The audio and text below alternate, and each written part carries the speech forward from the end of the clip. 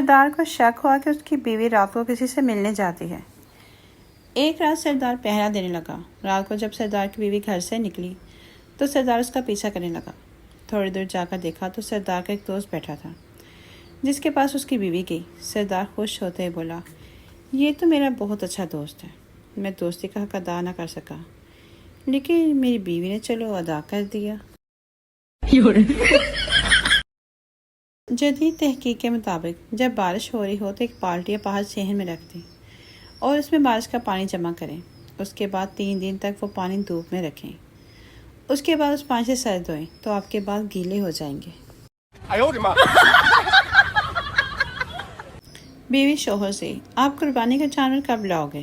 شوہر، بیگم مجھے ہی ذبح کر لو۔ بیوی، گدھے کی صرف کمائی حلال ہے، قربانی نہیں۔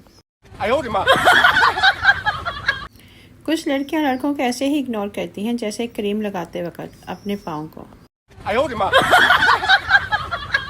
لڑکا، کچھ کہنا ہے تم سے؟ لڑکی، تمیز سے کہنا۔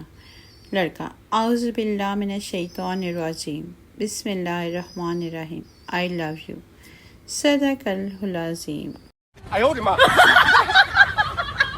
شوہر اپنی موٹی بیوی سے، میں ایک فلم بنا رہا ہوں، تم کو اس فلم میں کام کرنا ہے۔ بیوی، ہاں ضرور کروں گی، مگر میرا رول کیا ہے؟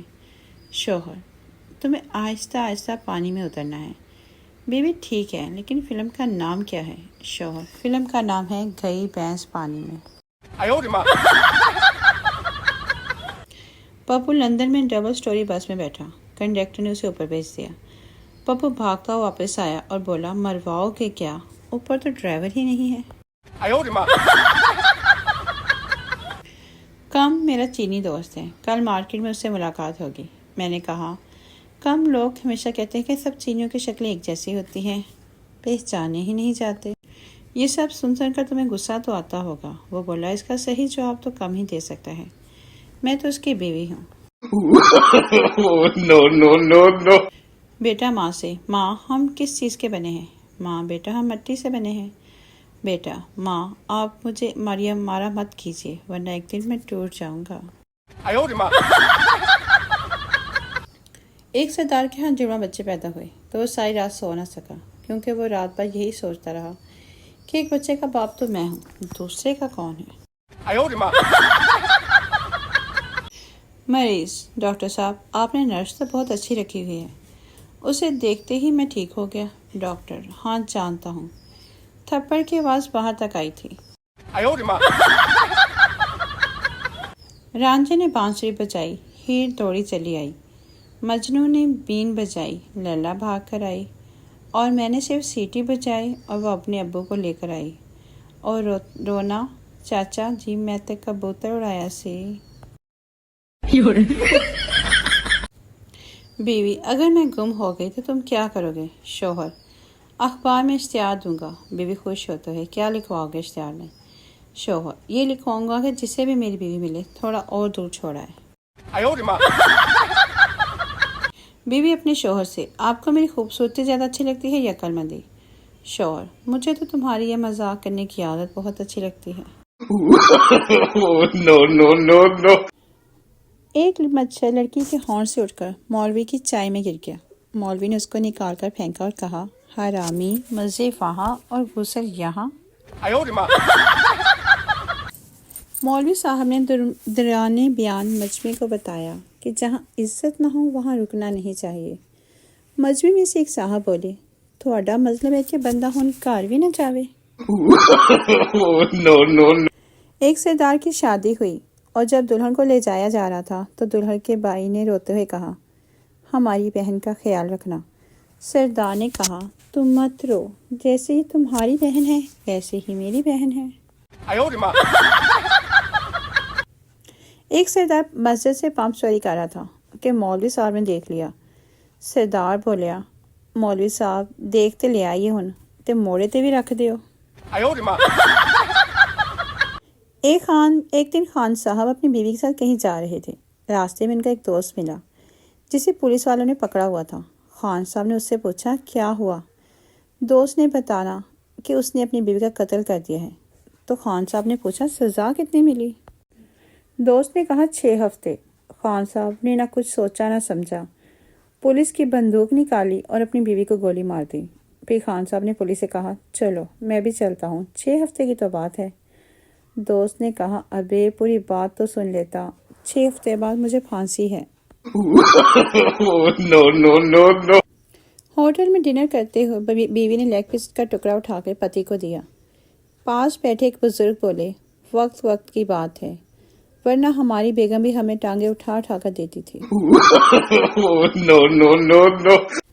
ایک مالدار بیوپاری نے شدید بیماری کی حالت میں بیٹوں کے سامنے 12 انگلیوں سے وکٹری کا نشان بنایا اور کومے میں چلا گیا۔ بیٹے بھی بیوپاری تھے، سوچنے لگے کہ کاروباری باپ کچھ راز بتانا چاہتا تھا۔ پاس ہی موجود ڈاکٹر نے کہا، کوئی بات نہیں، 1 لاکھ کا ایک ٹیکہ ہے، ابھی لگا دیتا ہوں، ابا جان 10 سیکنڈ کے لیے زندہ ہوں گے، جو پوچھنا ہے پوچھ لینا۔ ٹیکہ لگوا کر ابا جان نے آنکھ کھولی تو بیٹوں نے پوچھا، ابا جان وہ آپ نے 2 انگلیوں سے کیا اشارہ کیا تھا؟ ابا جان بولے، بیٹو میں یہ کہہ رہا تھا کہ تیل منڈی والے آرتی چاچا سے 2 کروڑ روپے لے لینا، اس نے ادھار دینا تھا میرا، اور پھر دم دے دیا۔ یہ ماجرا پڑوس کے شیخ صاحب کا برخوردار بھی دیکھ رہا تھا، جو مزاج پرسی کو آیا ہوا تھا۔ کوئی 6 ماہ بعد شیخ صاحب بھی شدید بیمار ہو گئے۔ ایک دن وہی 2 انگلیوں والا اشارہ کرتے ہوئے آخری ہسکی لینے لگے۔ لڑکے نے اسی ڈاکٹر کو فوراً بلایا، بہنوں کے جہیز کا سامان، بیوی کی چوڑیاں اور گھر کا دیگر سامان اس کے سامنے رکھ کر ٹیکہ لگوایا۔ شیخ صاحب نے آنکھ کھولی تو بیٹے نے بے صبری سے پوچھا، ابا جی وہ 2 انگلیوں والے اشارے سے آپ کیا بتا رہے تھے؟ شیخ صاحب بولے، میں کہہ رہا سا مرن تے میں لگ گئی ہاں، ایک سوٹا ہی لوا دیو، اور پھر شیخ صاحب نے بھی دم دے دیا۔